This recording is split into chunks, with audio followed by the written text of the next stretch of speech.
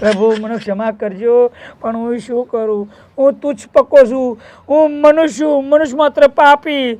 મારે તમનું પાપ કરાવું. હા, પાપ તો થઈ ગયું છે, યાદ આવ્યું ને?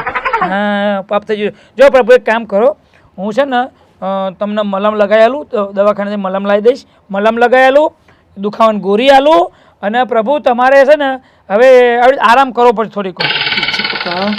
મને નાભીની પીડા કે પગની પીડાની ચિંતા નથી. મને ચિંતા એ વાતની છે કે દેવી યમરાણીનો વિડીયો કોલ આવશે તો હું વાત કેવી રીતે કરીશ? મોઢેથી પ્રેમ એ અમને પૂછશે કે તમારા તબિયત પાણી કેવા છે, તમારી કાળજી વિશે પૂછશે તો મને જુઠ્ઠું બોલવાનું?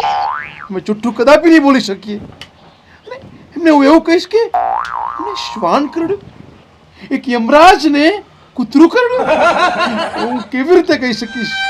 પણ પ્રભુ હવે યમરાજ પૃથ્વીલોક ઉપર આવ્યા પછી તમે મોણા થઈ ગયા તો કહે કૂતરું કરીને ભોંડ્યું કર્યું અને ઓંટિયું બસકું ભર્યા તો ગમે તે બસકું ભર્યો અને મેં તો ના પાડી હતી કે આ વસ્ત્રો ના પહેરજો. તમને હવા દો તો ના દેવી યમરાણી મારી પર વિડીયો કોલમાં મારે શું બતાવવાનું? બોલ્યો હું શું કરું? અરે પણ હું વિડીયો કોલ કેવી રીતે કરીશ? શું બતાવીશ? એટલે શું બતાવીશ? એમાં મોઢું બતાવવાનું હોય છે પ્રભુ વિડીયો કોલમાં તો, કે એમાં તમારો ટાંગો કે ડોંટો થોડો બતાવવાનો છે?